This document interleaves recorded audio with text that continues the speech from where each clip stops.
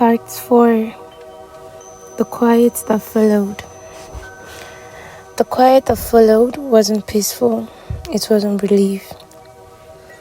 It was the kind of silence that settles after something breaks. After the noise has done its damage and left you alone to sit with what remains. No voices, no footsteps, just her and everything she had been running from finally catching up.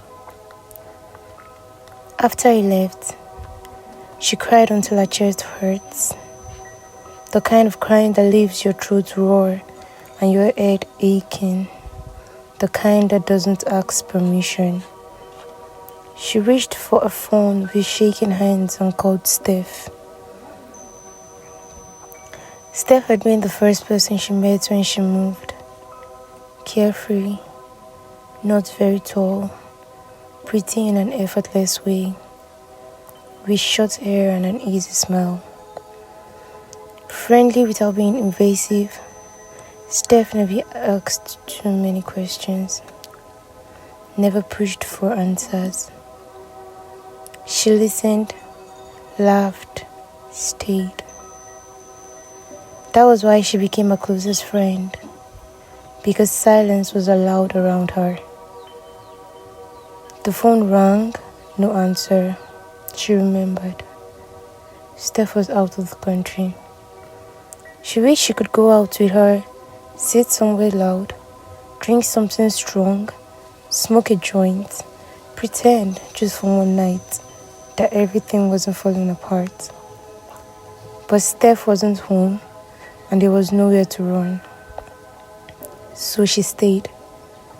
She couldn't drink, she couldn't smoke, she couldn't escape. She was left alone to face her demons. In the quiet, memories crept in uninvited.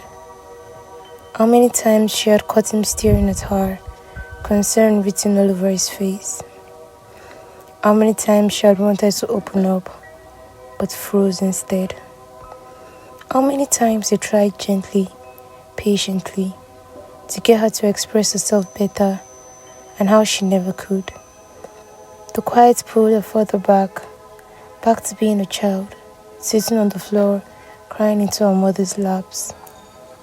"Mommy, I miss Daddy." The words had never helped. Talking never helped. It only made her mother angry, only led to scolding, dismissal, walls slamming shut. She learned early that speaking came with consequences, that silence was safer, that swallowing pain was survival.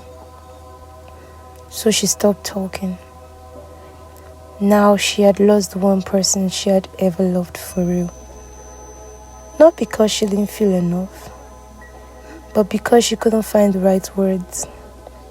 And even now, with everything in her screaming, she still couldn't call him, still couldn't explain herself better, still didn't know how. She stayed in her room isolated. She wasn't eating, she wasn't talking, just existing, alone. Listening to the quiet that followed, the same quiet she had been learning to live with since she was 5. Watch out for part 5. Echoes in the hallway.